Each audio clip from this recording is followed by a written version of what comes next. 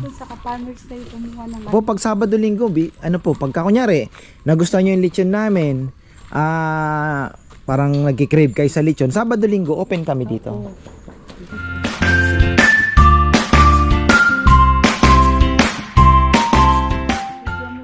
Ayan na.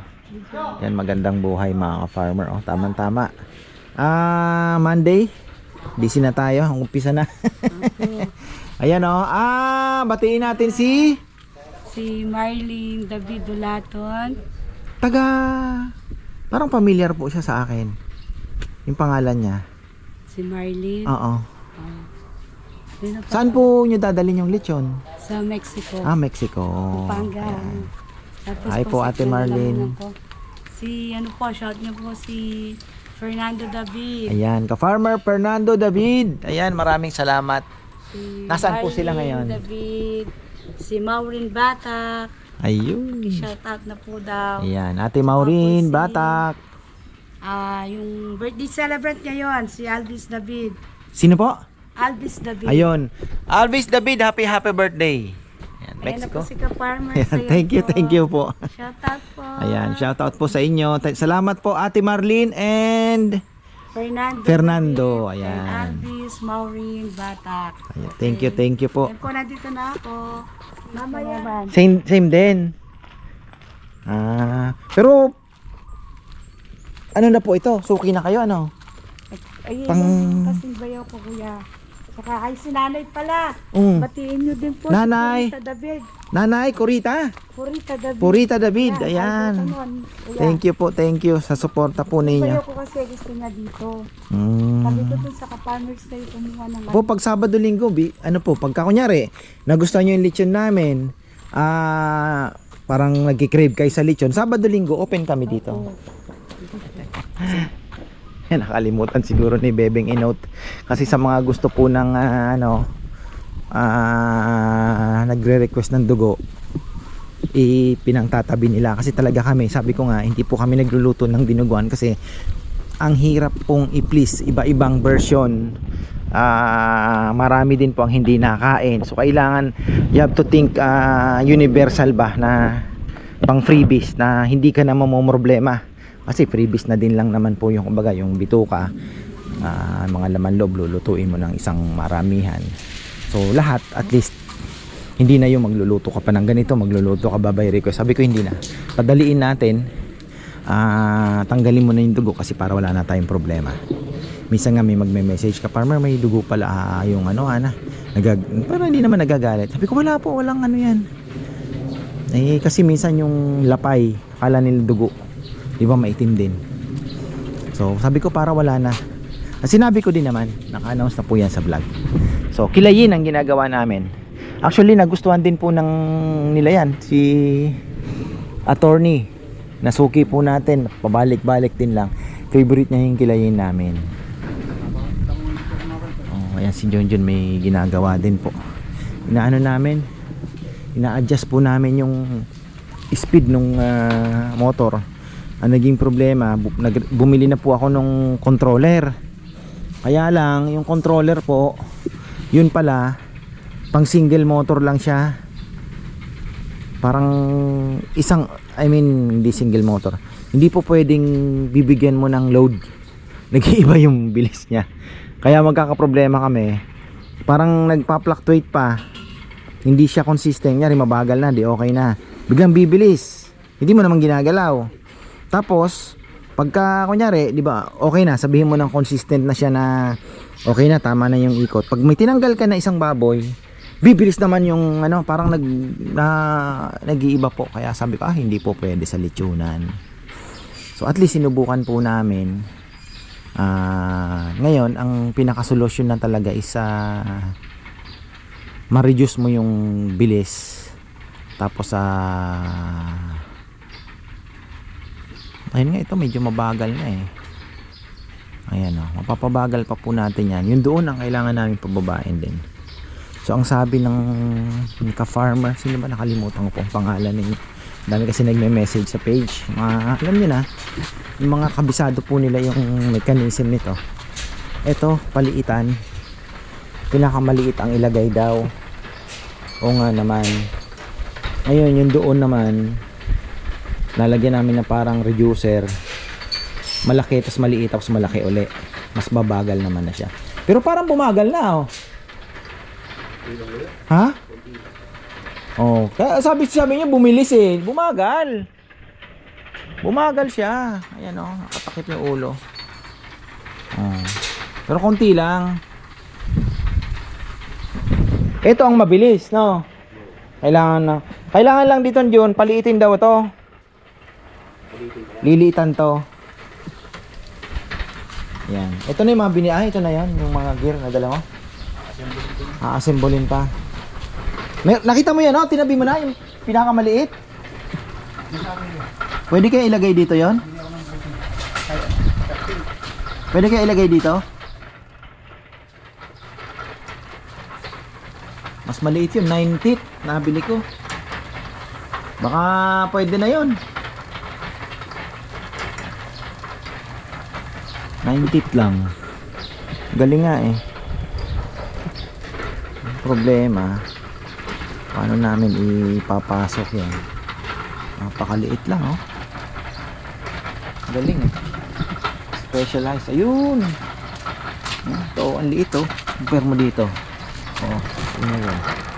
Pwede na siguro to. Ha? Oo. Palagay ko ano. Kasi kung dito mo papaliitin, mas malaki ang ano eh. Mura lang naman to eh. Galing nga eh. Kaya lang galing Davao. Parang 8 days ko ata hinintay, 1 linggo may gate. Ang bagal ng shipment. Dumaan pa ng Cebu. 3 araw ata sa Cebu. Maliit siya. 90.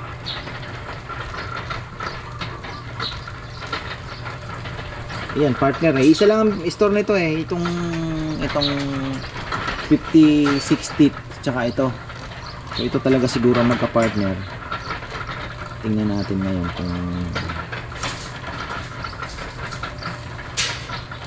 kung mapapabagal pa natin ng konti yan, okay na eh, no? Alin, yung original na makina, mas mabagal pa ba dyan? Alin na mabagal? Ay, itong original.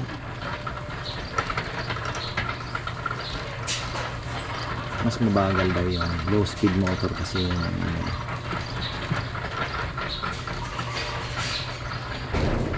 yung nainis ako, bibili na lang tayo ng bago. Hanap tayo ng mabagal. Ang dami naman dun eh. Ano mabili ko dito? 4,000? 4,000 lang naman yata ito eh. Alam, sayang naman.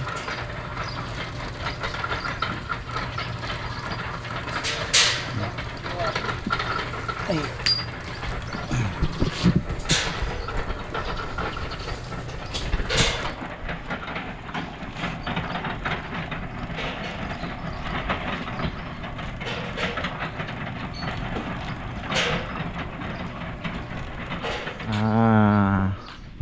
Ino-compute ko po yung baboy namin.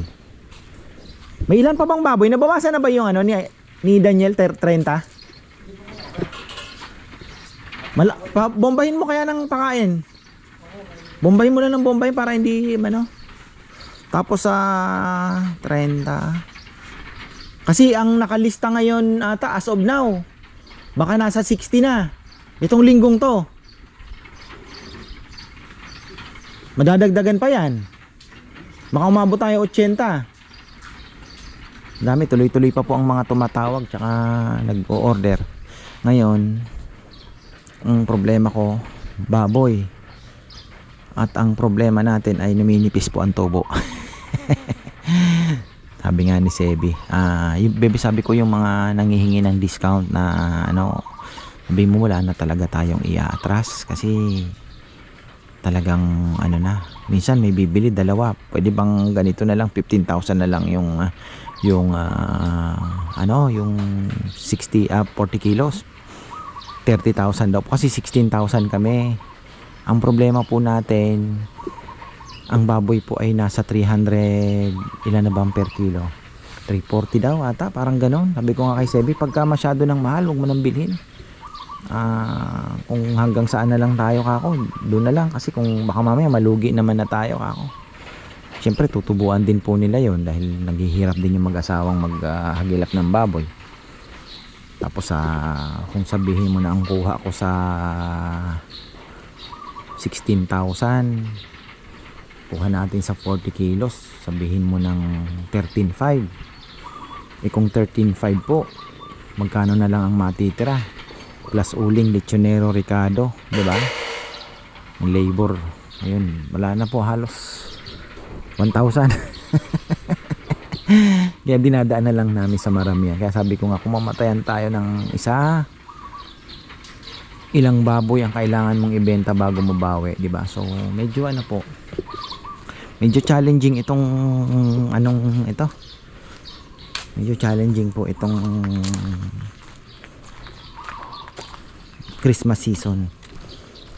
Kaya yung iba minsan magbababok na kami kasi sinabi ko baka po magtaas ng presyo or depende sa magiging presyo. Hindi magbubok na kami ngayon para hindi, sabi ko hindi ko pa naman po mabibili yung baboy ngayon Buti sana kung ano yan, bakal. Itatabi mo na lang para hindi, di ba, hindi naman po ganun. May buhay yun di ba? Hindi mo naman pwedeng freeze ka na, wag ka nang gagalaw diyan, di ba? Hindi ganoon kakain yun. Di ba? May risk, may alam niyo na. So yung iba po kasi hindi nila naiintindihan. Kaya natatawa na lang po ako pagka sinasabi, hindi ngayon na kami magbubok para hindi na tumaas. Sabi ko, hindi ko pa naman na bibilhin ko po yung baboy na yun December din di ba? So nakakatuwa lang. At ayun, ano din po mga farmer. Ako naman po ay thankful dahil business naman ay going up. Hindi naman pabagsak, 'di ba? Kahit mabagal, importante umaangat naman po unti-unti. Especially yung ating munting kainan dito na napakaganda ng feedback. At kami po ay nai-inspire palalo. Sino naman ito? May bangka kukuha ng lechon siguro ito. Ayan. Pipick up. Lechon! Lechon! Lechon daw! Kanino yan, tol? Saan mo dadalhin? Wilma. Wilma? Saan dadalhin? Arayat lang? Oo. Yung dalawa raw. Yung pa isa. Yan. Iikot pa pala yung isa. Ang bango. Yan yung baboy ni Daniel, yung mga puti. Ayan mga ka-farmer. So at least nakikita natin. Ilan ba ngayon? 5-6? Parang gano'n. 5 ata. Ang lamig Ganda ng hangin. Kagahapon parang ano lang po tayo. Tahimik na tahimik dito. Pero kahapon ay busy. Shoutout pala kay Ate Edith. Ayan.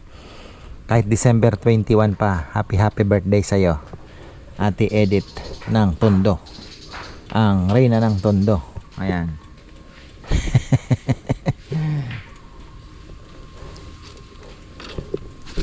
Hindi ko na video. Ayan mga ka-farmer, 2 lechon. Suki din yan. Nagustuhan. Pang-5 na daw. Nakatawa naman. Shoutout pala kay Ate Wilma. Ayan Tapos ang plano pala dito ni Bebe, kahapon nabanggit ko rin sa vlog, sinit ko ulit mga farmer para at least ang gusto niya daw pala dito parang mahaba lang na kaya lang yung bignay niya baka masakripisyo ay wag naman, pwede naman nating pa ganon yan diba? So ayusin natin ito. Ang gusto niya daw na style ng kubo, ayaw niya ng ganon. Ang gusto niya ang problema nun, hindi mo malalagyan ng sandalan. Ganito lang, ganyan lang, pantay na ganyan, tapos may lamesa sa gitna, mahaba, so mahaba din siya, tapos may upuan sa side dito, pag ganun daw. natin alam kung hanggang saan o 'di ba? Pag ganun siguro ma-maximize natin tong area na to dito. Pag ganun ayusin natin to. Isang mahaba dito. Para daw po sa mga ayan yung minsan dalawa lang sila. 'Di ba? Parang stool lang na hindi naman baga parang ganun style. Ang problema, maganda sana may sandalan din. Kaya lang pagka nakaupo ka na nga naman doon sa gitna, 'di ba? Hindi ka na makaalis. Kaya kailangan wala pong sandalan talaga. So, ayun. Sana kasi minsan po kinakapos talaga ang pwesto. Tapos yung picnic table natin, baka maglagay din tayo dito ng dalawa. 'Di ba? May araw din na andun yung naputol kasi yan ng ng ipo-ipo. So dito pwede tayo dyan. Picnic table. Ganda na, unti-unti. Ito kailangan natin isemento din.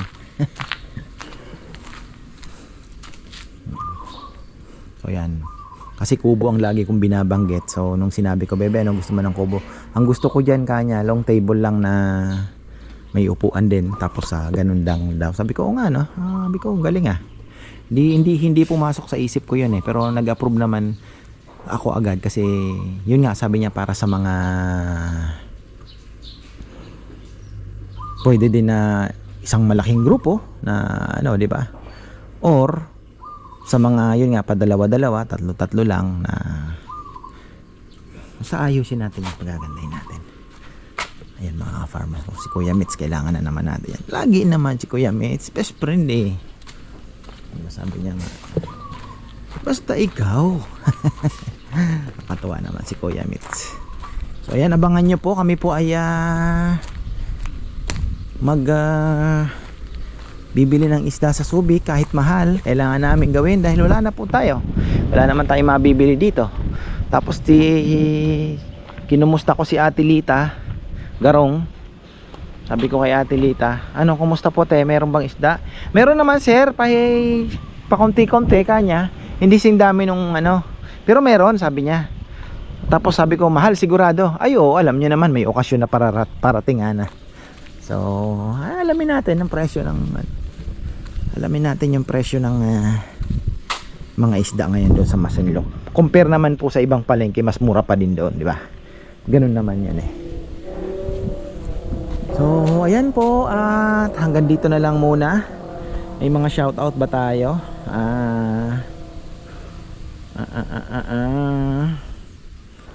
Si Ate Edith lang ang nagpapa-shoutout Ayan, nausap ko sila kahapon, kagabi.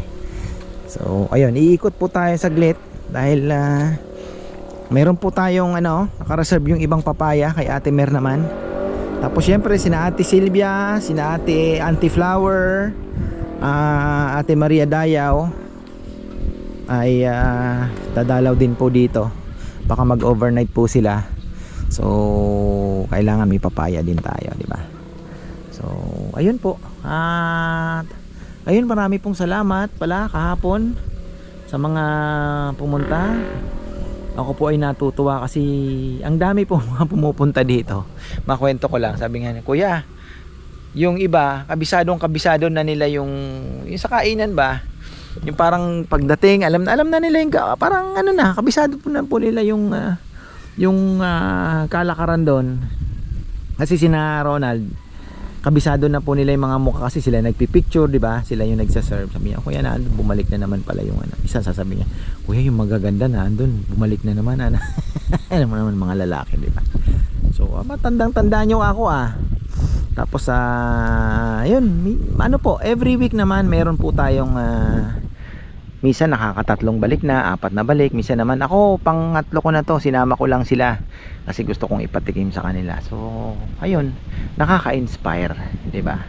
Kasi yan naman po ang pinakaano ng negosyo talaga, yung repeat orders, yung bumabalik na customer. Kasi kagaya niyan, lechon po tayo, consumable yan, 'di ba? Kinakain yan. So iba po talaga yung ang goal natin is mapabalik natin sila at 'di ba? sasabihin nila, oh nagsama pa ako. So yun po mga ka-farmer. So ayan, marami pong salamat at magandang buhay.